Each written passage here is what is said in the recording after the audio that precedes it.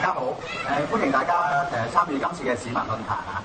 今日市民論壇嘅題目大家都睇到啦，就係齊論公交優化整治方案。我覺得咧就首先係要多謝政府咧喺今次咧係去做一個咁重大嘅修改嘅時候咧，事先係諮詢咗民意嘅。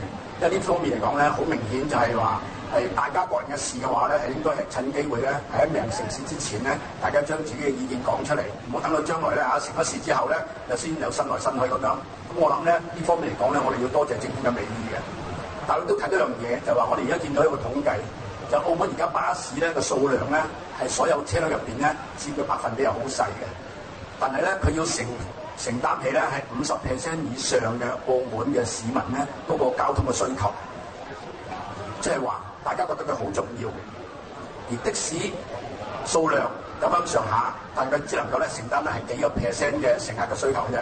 咁即係話佢始終喺我哋日常生活嚟講咧，係處於一個輔導嘅有一個輔助嘅一個交通工具。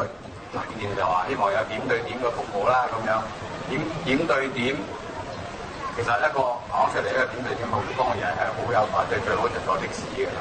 咁當然的士係一種高消費嘅行業係嘛，咁最經濟咧坐巴士咁，但係巴士點會有點對點嘅？因為點解你點對點只係1-2個人，或者需要去嗰個地點係嘛？咁呢個咧就係要好審慎咁考慮啦。咁我哋都提到俾政府啦。咁應該點樣去安排咧？咁今次就係出咗一個叫9座位嘅小巴。咁但係能唔能夠如佢哋就話嗰個政府嘅政策能夠引入一個9座位嘅小巴咧，我都未知之數啊。咁我想聽下政府嗰方面有冇呢個辦法？有冇一個機制可以引入到一個人願意去投資？因為呢個始終大家市民都關注到嘅就話9個座位，佢當然係個成本一定嘅，司機就一個啦，係嘛？坐來坐去一個，咁收幾多錢啦？咁如果收得貴嘅，當然市民又唔會接受。咁呢啲問題咧係比較顯啲啦。咁喺呢個公共交通嘅整治方面咧，我哋今次提出咗2008嘅方案，主要包含咗係有3個方面嘅工作要去做。一方面係對於係我哋嘅公共巴士點樣改善服務方面，提出咗一啲建議。第二部分嘅話咧，就對於我哋一啲酒店娛樂場專車嘅話咧，我哋提出一啲規管嘅構想。而第三部分嘅話咧，就係我哋嘅步行系統方面嘅話咧，點樣去一個構想向大家作出一個報告。唔單止考慮經營嘅利潤，我哋必須要考慮到市民嘅服務嘅要求。第二方面重要嘅因素就係服務評鑑嘅制度嘅建立。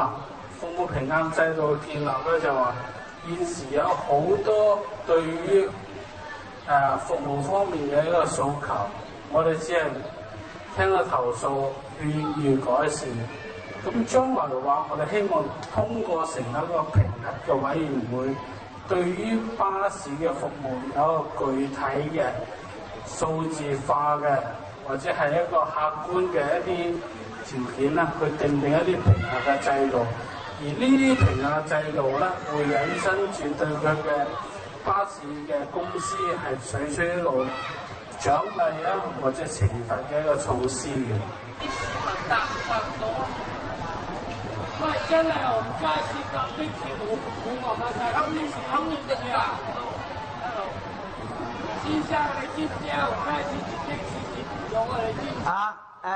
點解搭唔到啊？新馬路，淨係新馬路，點解冇塞車